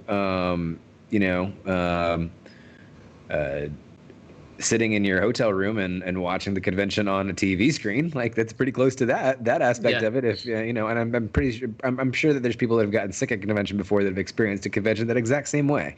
But it is it's definitely a more passive experience, but it's a fair experience in order to deliver the info to fans that they need. And I think that it's definitely it's one of the best ways they could do it given the circumstances. I think that's great, but I think that this is by no means going to start replacing real life conventions soon. It may do it during pandemic times, but people aren't going to be like, well, maybe we should just have virtual conventions instead of real ones. I don't think that that's going to happen because all this did was make me be like, I want to be around people. I want to go to a real one, see actual cosplay. That does. I mean, it's just one of those things where like, I think DC kind of like, really nailed this. And, I'll talk about it a little later on how this just really kind of sets it apart from Marvel and a few other things. But it's like DC said, everybody's kind of locked inside. Let's just let's throw a party for them, and drop like all of the coolest announcements that we have and see what happens. And I think it was a kind of a genius move. So yeah, I think it really did. It really did well. Did it meet your guys' expectations? Did it exceed them? Did it disappoint? What do you guys think? Brahman, what do you think? Did it meet your expectations? I had zero expectations, so it exceeded them. That's what happens, guys. When you don't expect much, you always get a lot. There you go. There you go. What about you, Jake? Did it meet your expectations? I'm honestly in the same ballpark. Everything and this may sound sad, but since the Justice League debacle and since Batman versus Superman, since kind of the Suicide Squad, since kind of like getting burned by DC a few times, I've started to really lower my bar for DC. And so whenever I heard about the FanDome and everything that was going to be coming, I kind of was like, whoa, Jake, pump that brakes. Don't go all gas, no brakes on it just yet. Right. Exactly. Like kind of which just is the same feling that we should still have about Robert Pattinson's Batman. Exactly. Yeah. Hold your breath, guys. Hold your breath. Yeah. And so it's one of those where I didn't really set the bar insanely high. I didn't get too pumped for it. And when everything kind of came out, I was like, wow, really, it did. It exceeded my expectations because they were low, but it did impress, right? Like that's where, I think it exceeded them and it impressed me. And there was nothing that really disappointed me. and I think DC really just knocked it out of the park from my perspective. Yeah, I think they did a great job, and I think that it definitely exceeded my expectations. I think that I do have a few complaints. All right, we didn't need Chris Daughtry in there. All right, and we didn't need me and you talked about this. 3 sets of Chris Daughtry. Look, he's a great illustrator, but like we didn't need some B-list Mudrock in there for like. Oh, man, I just. Yeah. In the rewatch that I did, Daughtry was 86th. I don't know if they only got him for the first half. I guess they only subjected like one round of people to that. It's so like I was lucky that I missed out on that one. Yeah. I think the other thing that was a little bit disappointing was finding out that Gotham Knights won't take place in the Arkhamverse. Yeah. Especially being developed by Rocksteady. Like, it's not like Warner Brothers Montreal is saying, hey, this is taking place in the Arkhamverse. And we're like, oh, are they going to take care of it right? This is Rocksteady. Yeah. Like, we want them to do stuff in the Arkhamverse. Rocksteady. Sorry, that is Warner Brothers Montreal. Sorry, I'm getting confused. Warner Brothers Montreal. We want them to start doing stuff in the Arkhamverse. They did stuff in the Arkhamverse for Arkham Origins, and I still think that they did well. All right, I know Arkham fans. We had our conversation. I liked earlier. Arkham Origins. Yeah, like that's controversial. I know that there are some people out there that don't feel like it belongs to the Arkham trilogy, but I think that it does belong there. And honestly, Gotham Knights is picking up right where Arkham Knight left off, right with the death of Batman, and like, there was weird situations going on there because we know that also in Arkham Knight, Batgirl's still in a wheelchair, and so like to have that continuity, it's like how do you think Batwoman just got out of a wheelchair, which they can do. They've given her robo legs before, and fixed that situation. But the whole continuity with that, I just wish that Warner Brothers Montreal had gotten a shot to kind of pick up where the Arkhamverse left off, and Rocksteady could go in the direction that they're going with Suicide Squad Kills the Justice League. But hey, look, Suicide Squad Kills the Justice League, as we talked about earlier, looks fantastic. So I'm happy with what I'm getting. Yeah, no complaints. No complaints. Do you think there's anything about the experience that it could have been done to make the experience better, Jake? Nothing like really stuck out that I would say could have made it any better for me. Like something that you had pointed out that was something I didn't even think about is that it was made highly accessible.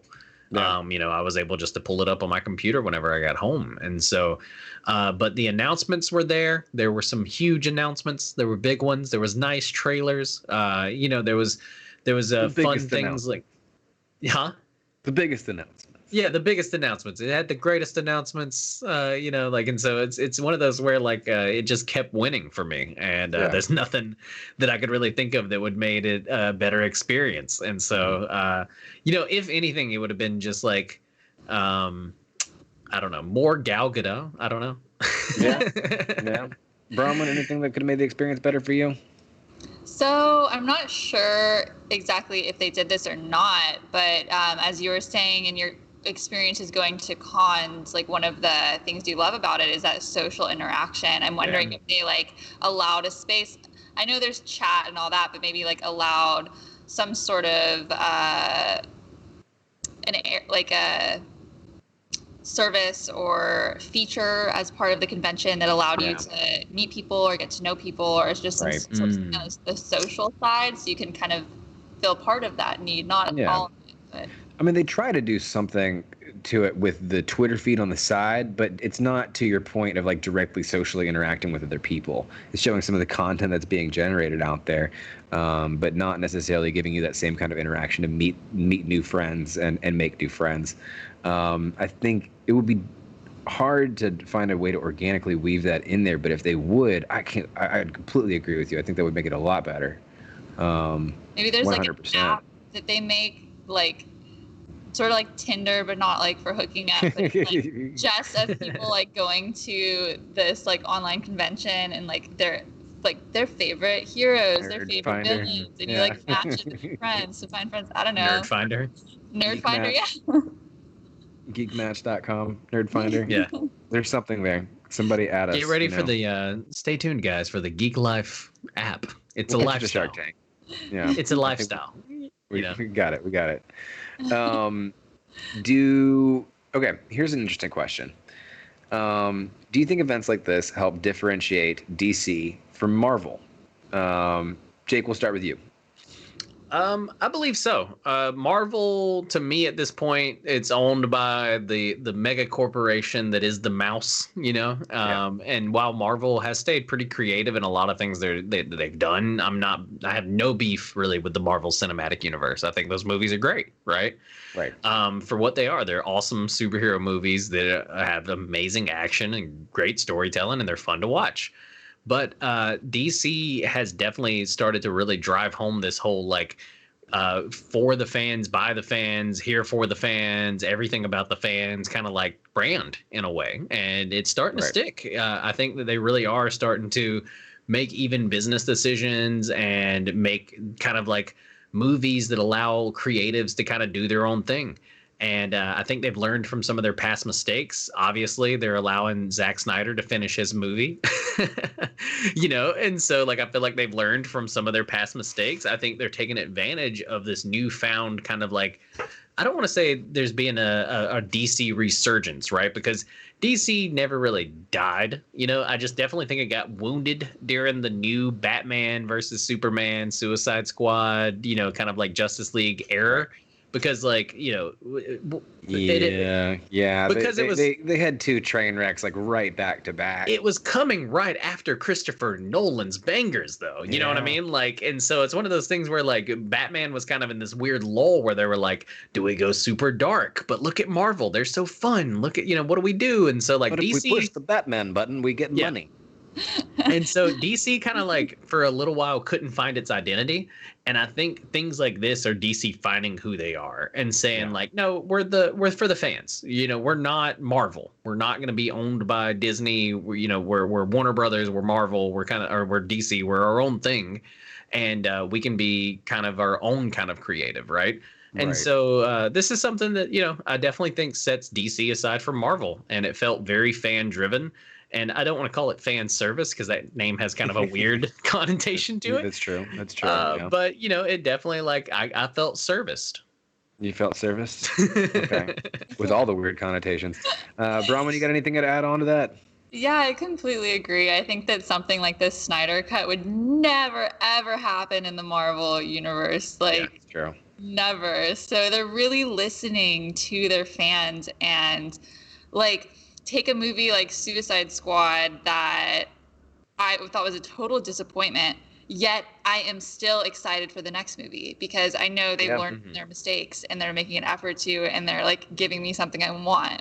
And I'm going to watch it. I'm excited. But that's really hard to do when you kind of drop the ball on the previous one. So, I think they're evolving and it's fun to see. I think that fandom has really done a good way of stepping and separating DC from Marvel, and I think it is as you guys said, it's a love letter to the fans, and they're proving that that's what they want to do the most. And it's not that Marvel doesn't give fans what they want. They've always been renowned for this entertainment titan that they are, for giving people exactly what they want. But DC is really pulling a number and being hey, I know we didn't do well in the past, but we're really listening to you now. Yeah. So please forgive us. Yeah, please forgive us. And my last question in this deep dive that we've been going through: did the event live up to all the hype that it built? We had so many great announcements. I talked a little bit earlier about some of the stuff of we had the Court of Owls teasers throughout the week for the Gotham Knights. We had the little inklings of photographs that we got for Robert Pattinson's Batman. We got the Joss Whedon cut of the Snyder cut way before, and even told that was the actual Justice League movie, way before. That obviously was a little tease for Warner Brothers for the actual movie that's coming out now. Did it live up to the hype that it built? What do you think, Bronwyn? Yeah, I definitely think it lived up to the hype, and that it's just leaving me wanting more now. I think that's what it should do. Right. Jake, what do you think? Yeah, I believe so too. I think it had some great announcements. We had some awesome trailer drops. It was kind of like a block of well, it's pretty much what Comic-Con would have done in like 3 days in like a block of like 8 hours. You know what I mean? Right. And so, and there was a lot of dope collaborations too. I'm super excited. I don't know if you got a chance to look at the DC shop or the fan shop or whatever, but they even had a collaboration with Uniqlo. And there's this Joker hoodie that Daddy's got to have. And so, I think it lived up to the hype. Everything was pretty great about it, in my opinion. And I don't mean to sit here and just keep saying DC's the best, but it's one of those where, right off the bat right now, I'm feeling right off the Batman at this moment. Look, I mean, I've always been a DC fanboy, and I think that this, I think it delivered. I think it delivered in a lot of great ways. It would have been. I also think we're in the honeymoon stage. Like, this just happened yesterday. I think we need time to have these things to sit down and actually get to chew on them before we really can say about how good they were. But what were you going to say, Jake? It could have only been better if I could have been there.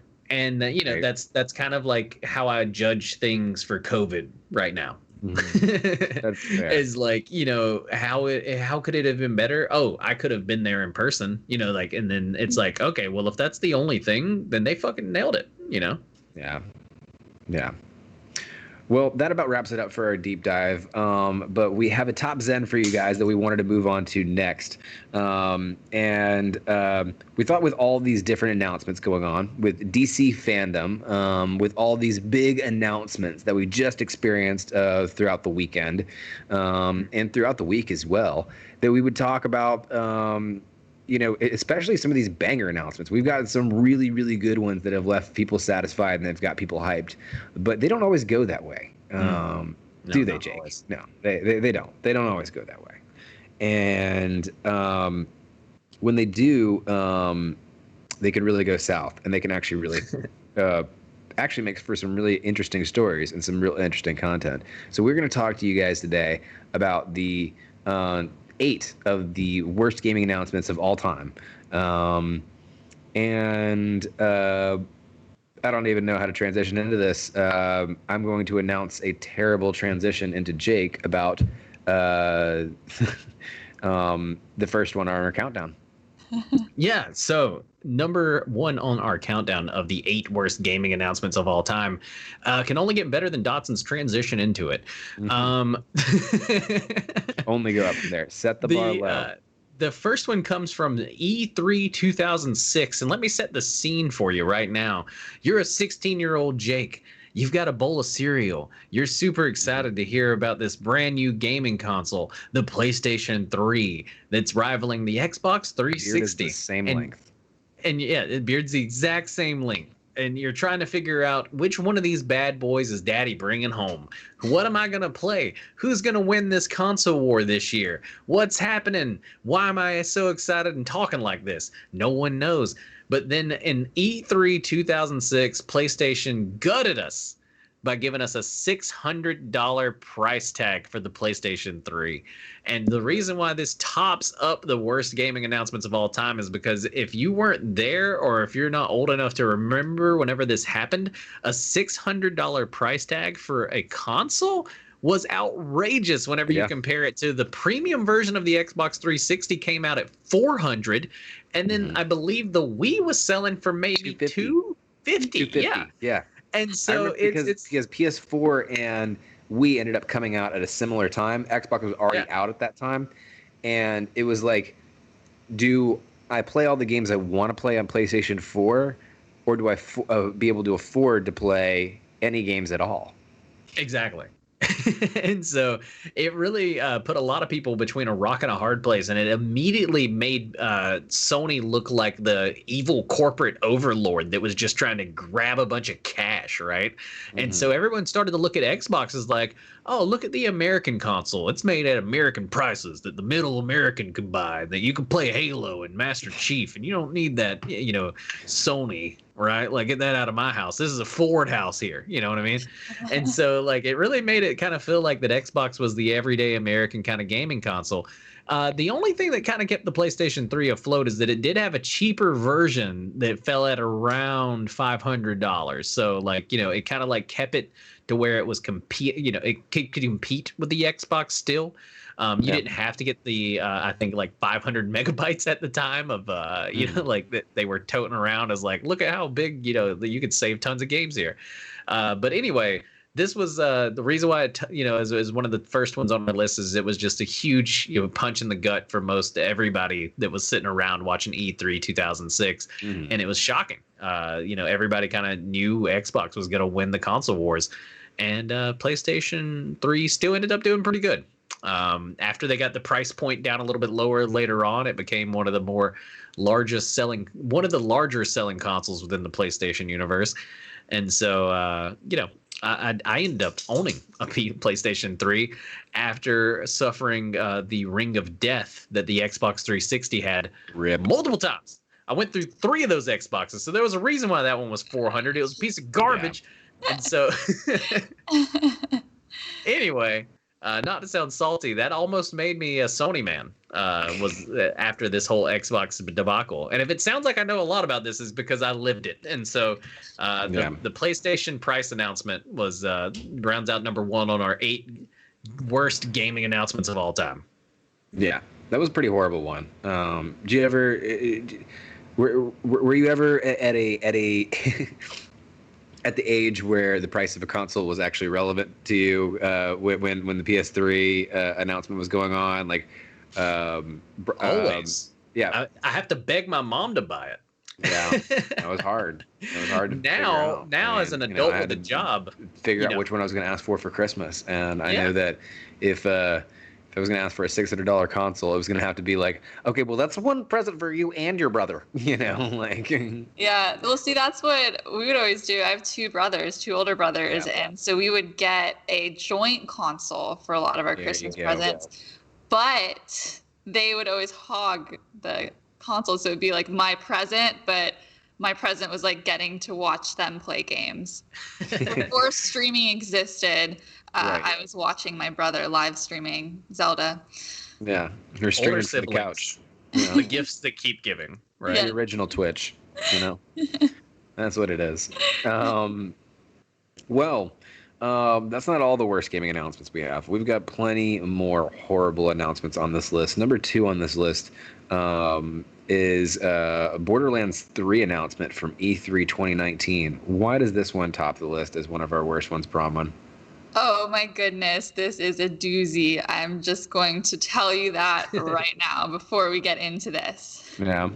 The hour-long stage show Gearbox put on surrounding the release of the Borderlands 3 trailer was by far one of the most awkward moments in con history. The majority of this hour was spent doing anything but hyping Borderlands. It was instead fraught with time-filling nonsense, technical difficulties, and even a magic trick. Ooh. Starting off not so strong with a 15-minute PowerPoint presentation for every Gearbox upcoming project that they were working on that could have been subbed up in a 2-minute teaser reel. That's forgivable. They want to show off their new games, we get that. But Gearbox CEO Randy Pitchford really spent stage time trying to explain the rules of the Borderlands tabletop game. And it wasn't some brief description of what the game was. No, he sat there, took out the game instructions, and read them from the paper verbatim with no context of the game. But what really takes the cake is his magic trick that lasted 13 minutes. Oh, wow. His card game took up more time than the actual presentation on Borderlands 3. The actual trailer. Once all the time that could possibly stretch out it was finally time to make the gruelingly anticipated game trailer premiere. A premiere that was overshadowed by the amount of technical difficulties that accompanied its release. The first time it played through at only 14 frames per second, Oof. So they tried for round 2 and were only able to get it up to 17 frames per second before cutting it out completely halfway through. Upon unveiling the crashing Windows Media Player, a fan screamed, "Just use VLC." This wasn't the only time the audience made their voice heard. When Pitchford threw blame at the venue by stating, quote, "Should have brought our own equipment with us." Should have brought our own equipment. The crowd was up in arms. Alas, wow. the third time's the charm. The trailer was up and running in its intended 4K quality, and the audience was appeased. But this moment will forever go down in con history. Yeah, that's a What flop. a debacle. Yeah, that is a flop. That is a big old belly flop. Yeah. Oh, can you imagine a 13-minute long magic trick? Yeah, and, no, and then trying to go into it, and then trying to impress you with a video game trailer after that. That sounds like a plot of like an Always Sunny movie when they're trying to figure out what they're gonna do for a con presentation and they can't figure it out, and so that at the last second they're just like pulling a magic trick out of the hat, you know? Yeah. They're illusions, Dodd. Tricks are for prostitutes. Okay. Exactly. Illusions. Illusions. That's from Arrested Development. You're welcome. Yeah, that one. I haven't seen Arrested Development in a hot minute. Ugh.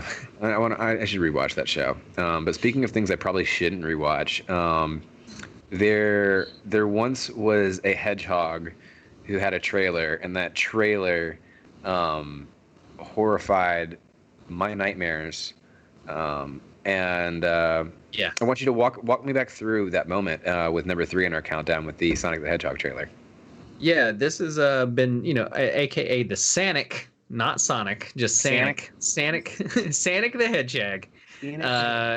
But this was this also dropped last year, or 2019, and so everyone wants to talk about 2020 being a terrible year, but we forget that we got this terrible Sanic trailer. Yeah, there were some stinkers in there. 2019 had some bad moments too, Yeah. and so. I mean, obviously not as bad as 2020. That's a joke, people. This year's fucking awful. Anyway, it was so bad that the studio delayed this movie by more than 6 months. And then they tried their best to completely bury the old trailer. It's honestly a little hard to find, but it's the internet, so you can definitely find it out there. But it took them more than 6 months to completely redo the CGI in the Sonic movie. The original was nightmare fuel. I don't know if you've ever seen it or if you got a chance to check out that trailer, but it was one of the few times it's actually one of the only times that I can remember of a studio listening to fans completely just berate and destroy the trailer and everything about it until it was kind of pulled and remade. And honestly, the remake wasn't that bad. I think that if they could have made a lot of money if they stuck with the original one. And the reason I say that is because if they branded it as a horror flick and kept the original one, they've got a banger. They've got a horror flick that we've never seen before. Who'd have thought that they could take Sonic and put that dark twist on it? Yeah.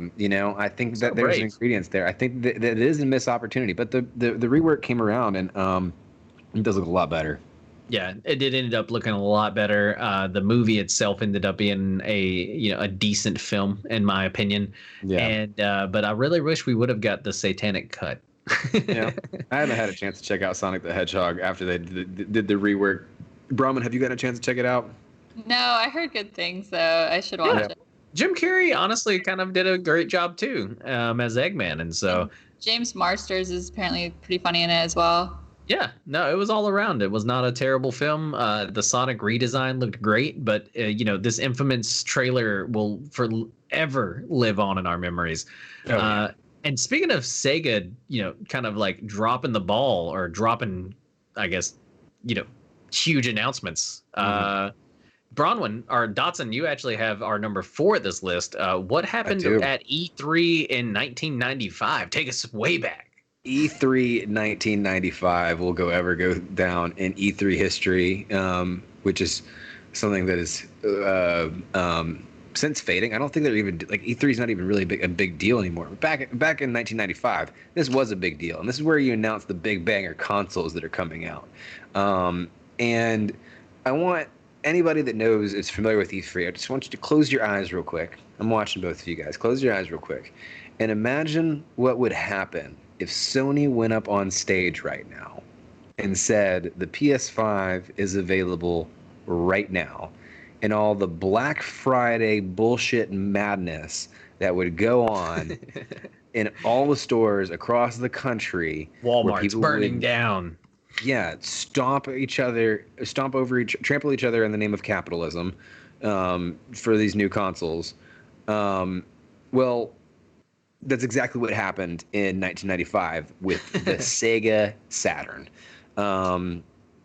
Basically what happened was Sega came out and they're like, all right, guys, we got an announcement that's going to blow your mind. All right. We're dropping our console today. And none of the stores are ready for it. Yeah. Of course, there was a huge bombshell. Crowd goes wild. Ah! And none of the stores were prepared for it. And so the move completely backfired. And none of the gaming retailers were ready. None of the production was ready. There was a massive amount of demand and a tiny limited supply. And because of it, the Sega Saturn is just a kind of a footnote in the video game console history. I mean, Brahman, have you even heard of any game on the Sega Saturn? Like, have you heard of anything about it? I have not. Yeah. No, it was released the year I was born, so I'll forgive myself. Jake, have you heard anything about the Sega Saturn ever before?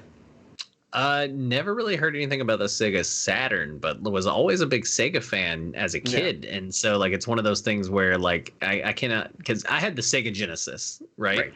But then 95, I was about 5 years old. So I wasn't necessarily born then. So, I mean, I was born then, but like, it was, like I definitely wasn't thinking about, let me get my hands on this new Sega Saturn the day it drops. But just the idea of like somebody walking out there and just being like, yo, we're dropping a console today, like it's out there, PS5, the world would burn. They're lucky that in 95 they didn't have TikTok and Twitter and Facebook and like everything that we have today, because like, there would have been chaos in the streets. Exactly. Yeah. It would have been absolutely madness if that had happened. But that's not the only horrible announcement we have on our countdown. We have another horrible announcement about a mobile game that Bronwyn has a lot more information on. Tell us a little bit about Diablo Mobile and their announcement there. Yeah, so Diablo Mobile, that announcement pissed off many, many nerds. Fans were up in arms after being teased new Diablo content on Blizzard's Twitter prior to the con, only to find out there were no plans for PC or console. Instead, their focus was set on mobile. Blizzard is so out of touch with their fans after being booed for saying Diablo Immortal wasn't coming to PC. Principal designer Wyatt Chang jokingly replied, "Do you guys not have phones?" At which point another panel member said, "You can play on your tablet too." Ooh, man. Okay. Read the room. People are also upset that they were outsourcing a lot of the development of the mobile game to the Chinese company NetEase, deeming it an insult to Blizzard employees. What people really wanted was Diablo 4, which they finally got a taste of at BlizzCon in 2019. Do you think the fans are happy now, guys? Maybe so. They had to wait a little bit. I don't know. I remember this, and it was gutting. Like, fans were pissed. I remember there was almost mass hysteria. Like, there was almost riots in the streets because, like, people were like, they were very upset. Like, and like you said, the guy off-puttingly just saying, "Do you guys not have phones?" Everybody was just like, "Oh my God, I will burn this place to the ground, sir." But it looks like fans are going to be happy going forward, especially now that they're going to be given the Diablo that they wanted from the beginning. Yeah. One guy even asked in the Q&A, he's like, "Is this a ill-timed April Fool's joke?" Yeah, is this a joke? Am I a joke to you, sir? Oh man, that's pretty bad when they said that at your panel, Yeah. Oh, man. Well, That's not the only time that there's been a terrible, terrible announcement made in the sake of a video game company. And speaking of companies that had literally gotten just completely slam dunked on, I mean, earlier we started off the countdown with a console announcement, right? Yeah. The Sony price announcement, right, and how that was a big bummer.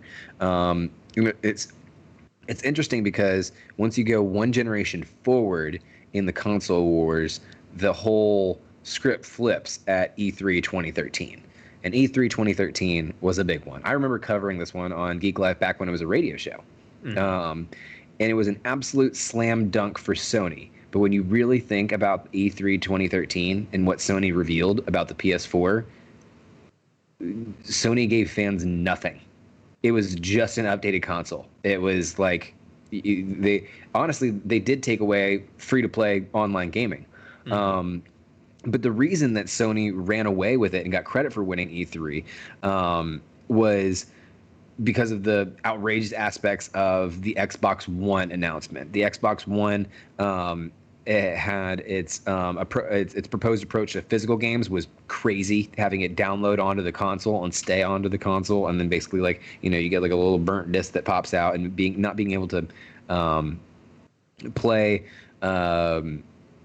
aftermarket games at all, any used games, basically killing that market. And GameStop's like, hey, fuck you, and anyways, and the forced integration of the failed Kinect technology caused quite a reaction from the seemingly loyal fan base. Thankfully, Microsoft quickly band together on this feature due to the overwhelming negative response. Do you remember this one, Jake? Do you remember us talking about this one at all?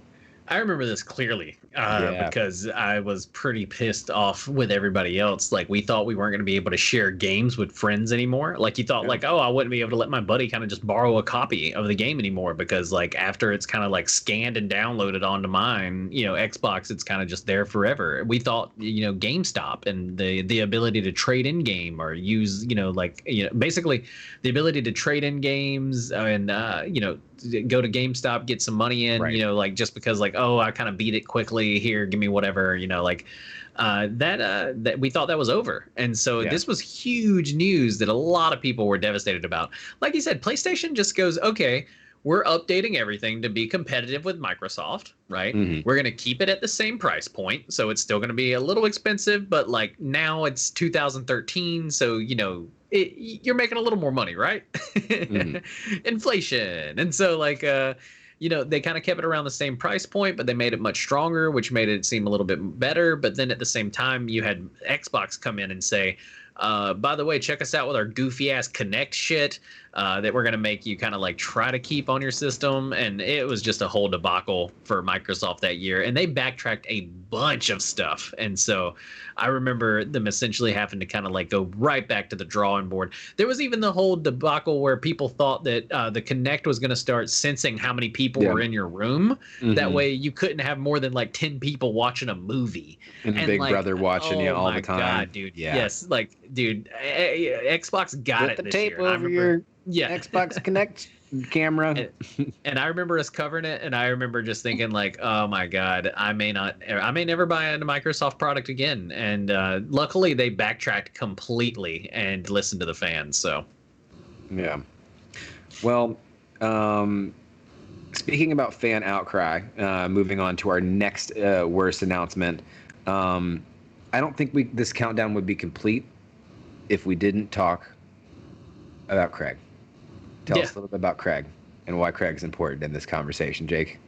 Well, number 7 on our countdown of the worst con announcements, or just worst gaming announcements of all time, to be honest. Yeah, they're just worst announcements of all time. Was the Halo Infinite Comic-Con at home trailer that left everyone essentially flabbergasted. Yeah. It was so bad that, as we talked about earlier, 343 is rethinking their entire lives and basically pushed what was one of the most anticipated launch titles of 2020 back to 2021, which is going to be bizarre. That means the new Xbox, which is going to be dropping with its brand new shiny processors and all that bells and whistles that Microsoft has been toting around all this time, isn't going to have its launch console. or isn't going to have its launch title anymore. And so the graphics were so terrible that they've become a meme heard around the world. Craig has become a friend favorite. There he is. This guy has become a internet phenomenon, as people has said, what the hell, what year is this? And everyone's trying to forget that it's 2020. So I guess 343 Craig Industries is a mixture between Thanos and Homer Simpson. But I guess 343 Industries said, okay, are you guys sick of 2020? We're going to take you back to 2002. And so they dialed it all the way back on this one. But this has been one of the biggest, this is an announcement from this year too. So this is a fresh wound. They're trying to hit you with the nostalgia factor by hitting you with shitty graphics. Exactly, yeah, like taking it back old school, if you will, like Stardew Valley did with 8-bit. Yeah, exactly. But 343 exactly, man, kind of completely went back to the drawing board. They pushed it back. We're gonna probably get an updated trailer before the end of this year, if I had to guess, and we'll see if Xbox can de-X-bone this one. Craig's gonna be looking fantastic. I hope the new trailer has the same exact graphics for just Craig. Everything else is updated, but Craig looks the exact same, and they put a mustache on him. Exactly. Well, hopefully so. Hopefully Craig will fail to disappoint as much as our last one here on this countdown does. Now, this is another one, another announcement that came from recently this year, and this was Pokemon Unite. Now, for those of you in the Pokemon community, you know exactly why this one made the countdown, because you saw how the announcement from this video became very quickly the most disliked video on the Pokemon Company's YouTube page. Let's just say that the Pokemon Company did a really bad job for building a hype train for some of its 2020 releases. Not necessarily a bad job, but at least a bad job on the back end, okay? It did earlier this year, the Pokemon Company hit us with 2 back-to-back announcements, one of which was all this DLC and all these great, awesome new content. We got first looks at Isle of Armor, and we got the first announcement contained Pokemon Snap. It contained that new cafe mix game, which hey, it's a little free-to-play game, but it's actually a pretty good one. It's got a really cool art style. It's pretty interesting. And when you mix it in with my teeth. Right, and then if you mix it in with the smorgasbord of everything else, it was a pretty good announcement. But then they were like, but hold on, we've got one more coming. And all the Pokemon fans were sitting there trying to decode it, and they're like, well, he's got all the Johto Pokemon behind him in the announcement, and so he's going to announce, let's go Johto. And then other fans are like, no, Diamond and Pearl remakes, because everyone's been shouting that for years and years and years. And look, I want it to happen too, but it's not happening yet. But instead, we got a fucking MOBA, dude. We got League of Legends Pokemon just because Pokemon wanted to cash in on something else. And it was funny because the first announcement came and we were like, oh, okay, well, it's going to be one thing. And then they were like, no, the rest of this trailer is us playing the game. Ha ha ha ha. This is fun. You can play it on your phone. And it's oh man, it was one of it. You was kids got phones, right? Exactly. You kids got phones, right? What? You guys don't have a phone? You can also play it on your tablet. Yeah, exactly. The downvotes just swarmed in hard, and really, really made this one of the most disliked videos out there. Do you what do you think's made this announcement so incredibly disliked? I know I gave some of the reasons, Bronwyn, but do you think it's fans' own fault for kind of hyping things up more than they need to be, or do you think Pokemon really kind of dropped the ball with this cadence of announcements? I am thinking it's more on this on Pokemon's end, just because I mean, fans are of course going to be speculating what's happening and trying to figure out what's going on. And then there's Pokemon on the other hand being ooh, I'm going to tease you some more. I'm going to tease you some more. Right. So I think they kind of built the stage for disappointment, which shouldn't be the case. Yeah, that's fair. That's fair. Well, that about puts a wrap on our top 8 countdown of the worst announcements. I think they're all particularly video game announcements. Yes, they are. Worst video game announcements of all time.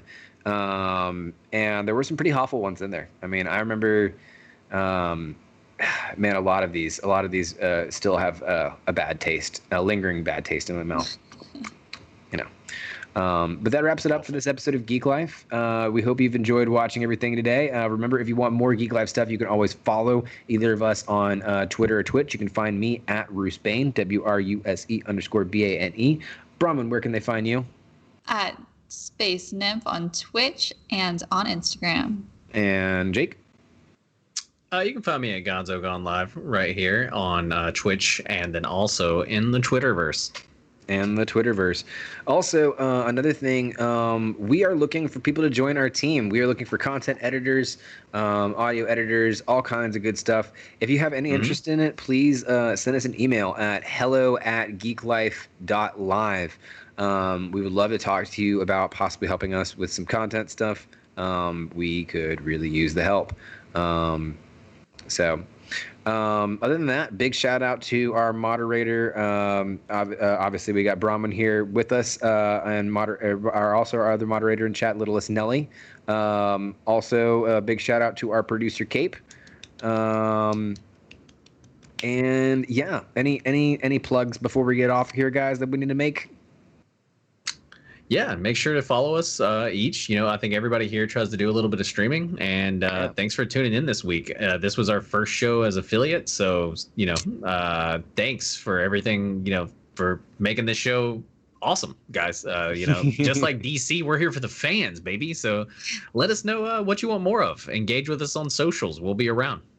Exactly. Brahman, you got anything else? Just to have a beautiful rest of your evening and a wonderful week.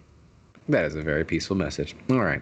Well, that'll be doing it for us. We'll be back next week, same time, same place for all the nerdy news you need to know. Until then, see you later. Peace out. Peace.